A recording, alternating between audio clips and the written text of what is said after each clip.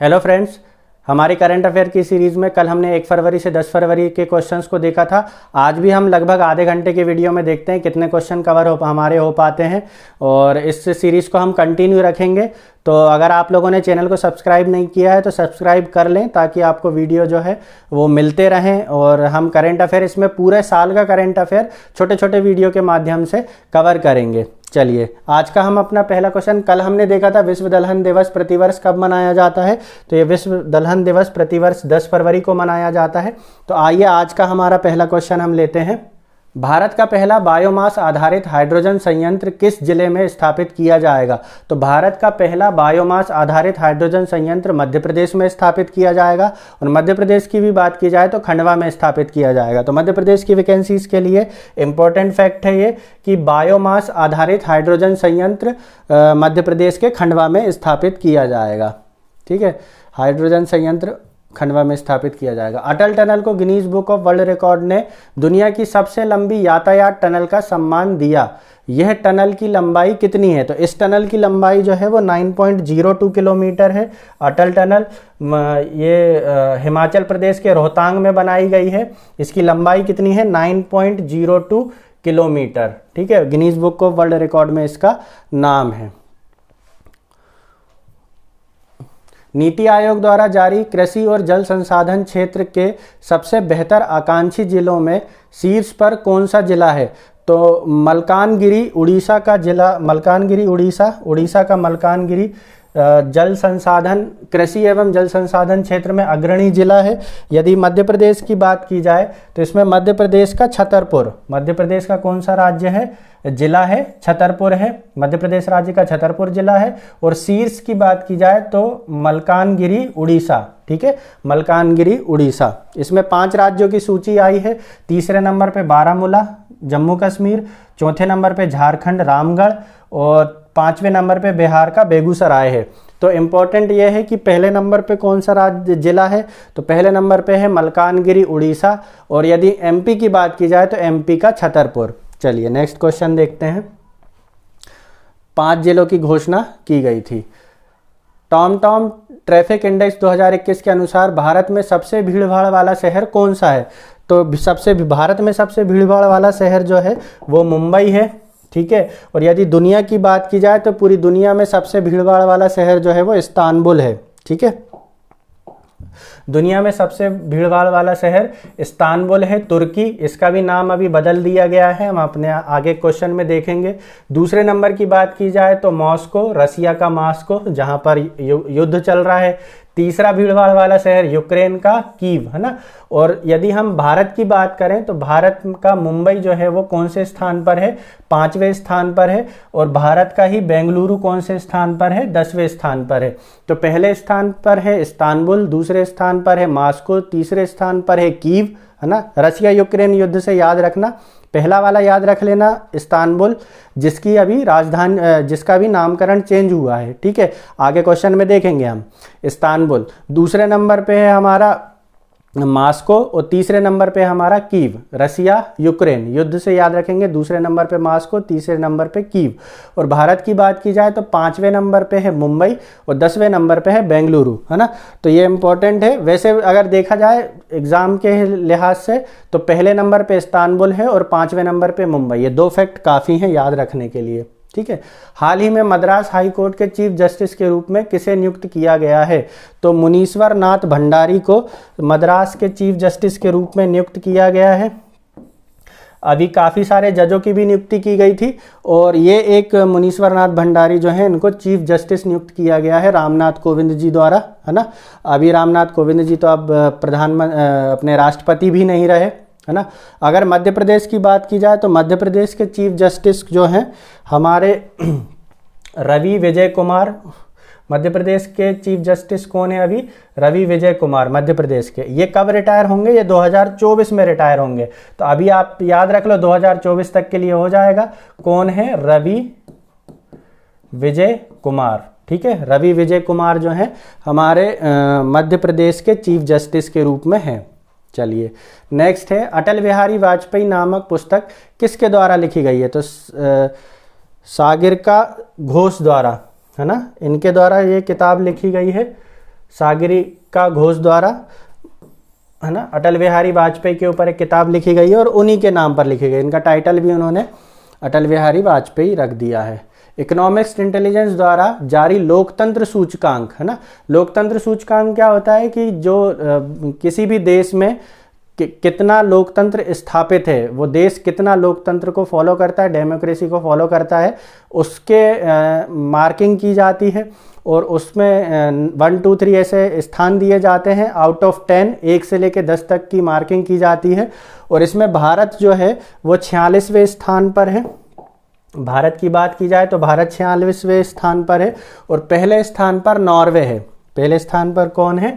Norway है। और भारत की बात की जाए तो भारत के 6.91 अंक हैं। भारत के कितने अंक हैं? 6.91 अंक हैं। और यदि नॉर्वे की बात की जाए तो नॉर्वे के कितने हैं? 9.75। इसमें कुछ नहीं है, भारत का स्थान पूछ सकता है और ज़्यादा हुआ तो अंक पूछ सकता है कि कितने अंक मिले हैं। ये इसलिए इम्पोर्टेंट है क्योंकि जो ह्यूमन डेवलपमेंट इंडेक्स कैलकुलेट किया जाता है, मानव विकास सूचकांक, हिंदी में मानव विकास सूचकांक बोलते हैं, HDI, उसमें ये डेमोक्रेसी इंडेक्स जो है वो उसका एक पार्ट है। तो इसलिए ये इंडेक्स जो है वो काफ़ी इम्पोर्टेंट है। 45वें अंतर्राष्ट्रीय कोलकाता पुस्तक मेले की थीम किस देश को बनाया गया? तो पुस्तक मेले की थीम कोलकाता में बांग्लादेश को बनाया गया है। हर बार ये एक देश को थीम बनाते हैं। इस बार इन्होंने किसको बनाया है? बांग्लादेश को पुस्तक मेले की थीम बनाया है। कर्मचारी चयन आयोग के अध्यक्ष किसे नियुक्त किया गया है? तो कर्मचारी चयन आयोग जो काफ़ी सारी भर्तियां भी कर रहा है, इनकी भर्ती मिशन मोड पे चल रही हैं, है ना। तो एस किशोर जी जो हैं इसके अध्यक्ष हैं। केंद्र सरकार ने स्पेशली कैबिनेट में इनको पास करके एस किशोर जी को अभी हमारा SSC कर्मचारी चयन आयोग का अध्यक्ष के रूप में नियुक्त किया। नेशन में भी दिया है, केंद्र के अनुरोध से मंजूरी दे दी है कैबिनेट की नियुक्ति समिति ने, ठीक है। गोवा शिपयार्ड लिमिटेड ने हाल ही में 5वें तटरक्षक अपतटीय गश्ती वाहन परियोजना का 5वां और अंतिम पोत किसे दिया है ना। तो सक्षम जो है ICGS सक्षम को 5वां और अंतिम हमारा अपतटीय गश्ती वाहन जो है कर दिया है। हाल ही में कौन सी कंपनी भारत में 100% प्लास्टिक वेस्ट न्यूट्रल कंपनी बन गई है? तो ऐसी कंपनी जो प्लास्टिक न्यूट्रल का मतलब ये नहीं कि प्लास्टिक में प्रोडक्ट अपने नहीं बेचेंगे, वो इनका मतलब ये है कि हम प्लास्टिक के प्रोडक्ट देंगे और उसको क्या करेंगे, वापस हम अपनी कंपनी में लेके उसको रिसाइकल करेंगे, मतलब उसको वेस्ट नहीं होने देंगे, उसको वापस से हम उसका इस्तेमाल करेंगे। तो ये क्या हो जाएगी? न्यूट्रल, वेस्ट न्यूट्रल हो जाएगी, मतलब वेस्ट नहीं होने देंगे। तो ये कंपनी है डाबर, है ना, लोगों से समझ में आ गया होगा, Dabur celebrating life, celebrate life. चलिए 13 फरवरी को विश्व विख्यात मरु महोत्सव कहाँ शुरू किया? तो मरु महोत्सव जैसलमेर राजस्थान में शुरू किया गया है। यदि जैसलमेर की भी बात की जाए तो जैसलमेर में भी पोखरन, है ना, जैसलमेर में भी पोखरन में यहाँ पर आयोजित किया जाएगा। इस मरु महोत्सव में एक केमल पोलो खेला जाता है, ये वहाँ के इम्पोर्टेंट है। और इसकी शुरुआत भी जो है मरु महोत्सव की केमल पोलो इवेंट से होती है। ये केमल पोलो मैच जो है खेला जाता है। 4 दिवसीय महोत्सव का आगाज हुआ, कहाँ पर हुआ? पोखरण शहर में हुआ। पोखरण शहर अपने प्रयोगों के लिए, है ना, अटल बिहारी वाजपेयी जी ने वहाँ पर प्रयोग किए थे। इसमें केमल पोलो मैच आयोजित रहेगा, इम्पोर्टेंट है। और BSF का केमल टैटू शो ये भी आयोजित किया जाएगा। तो camel tattoo show, camel polo match, ये सब किससे संबंधित है? मरु महोत्सव से संबंधित है। कहाँ आयोजित किया जाएगा? राजस्थान में। राजस्थान में कहाँ आयोजित किया जाएगा? जैसलमेर में। जैसलमेर में भी कहाँ किया जाएगा? पोखरण में। चलिए नेक्स्ट देखते हैं।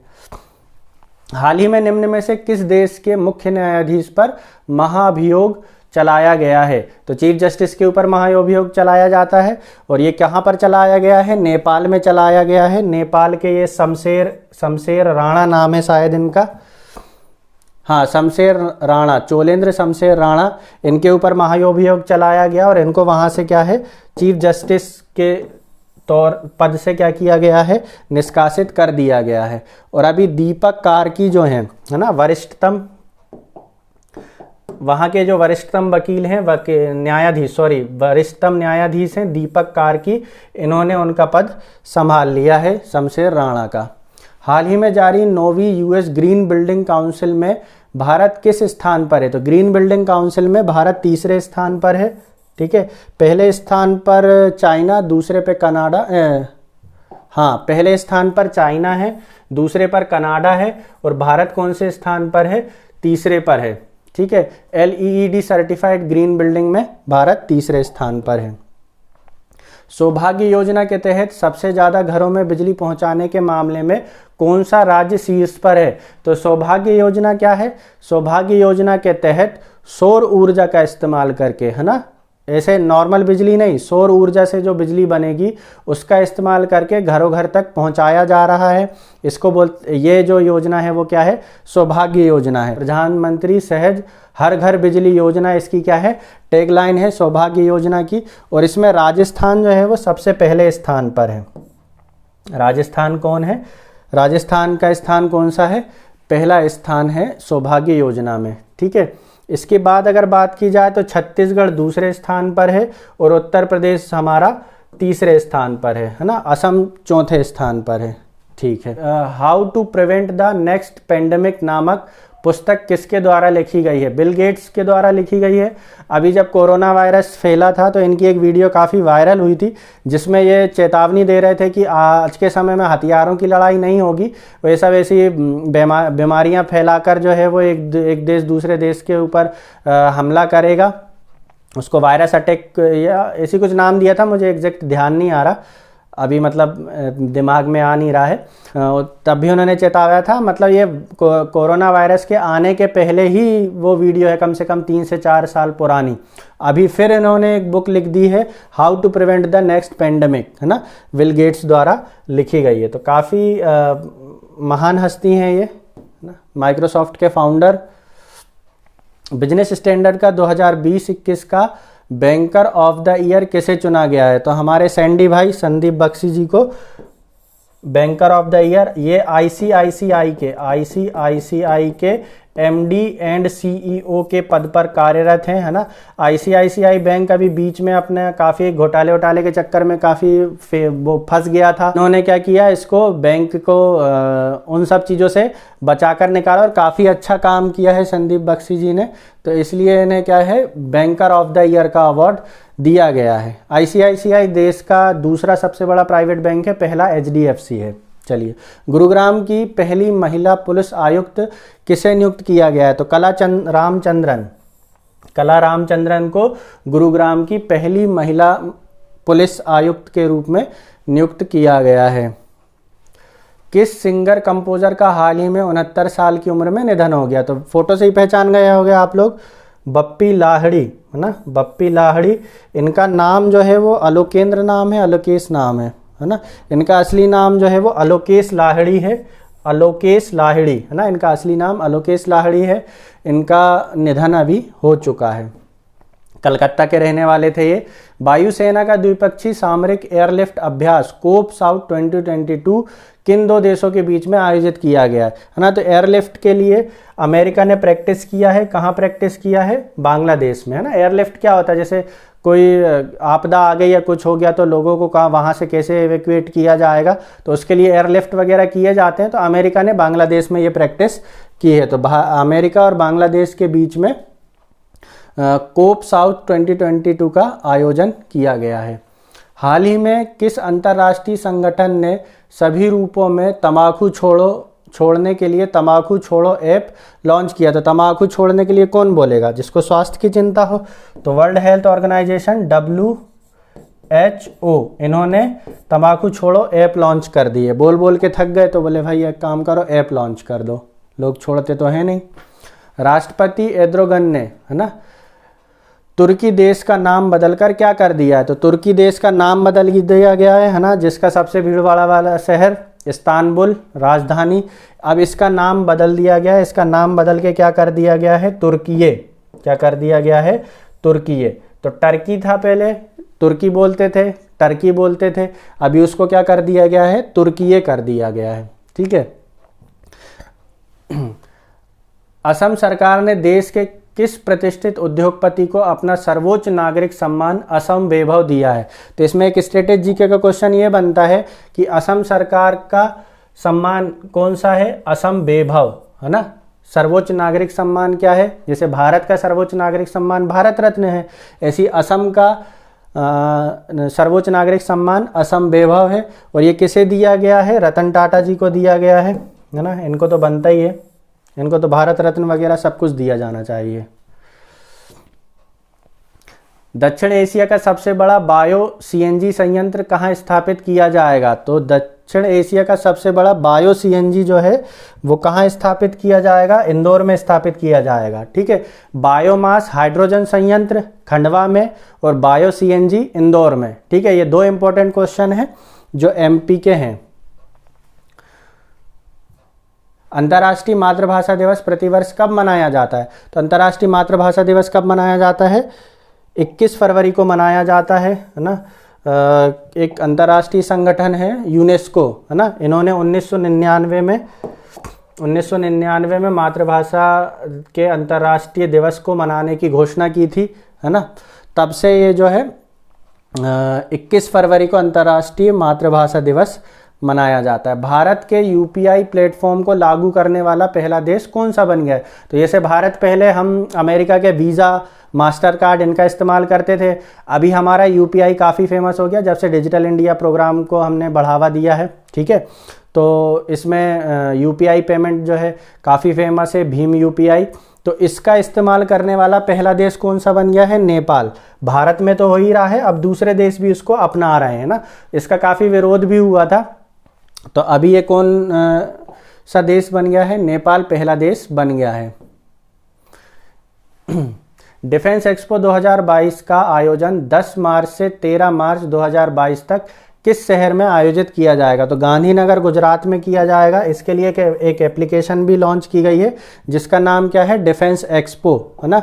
डेफ एक्सपो 2022 के नाम से एक एप्लीकेशन भी राजनाथ सिंह जी द्वारा लॉन्च की गई है। इसका जो थीम है डेफ एक्सपो 2022 का, celebrating the 75 year of India's independence, है ना, ये इसका थीम है। गांधीनगर गुजरात में आयोजन किया जा रहा है।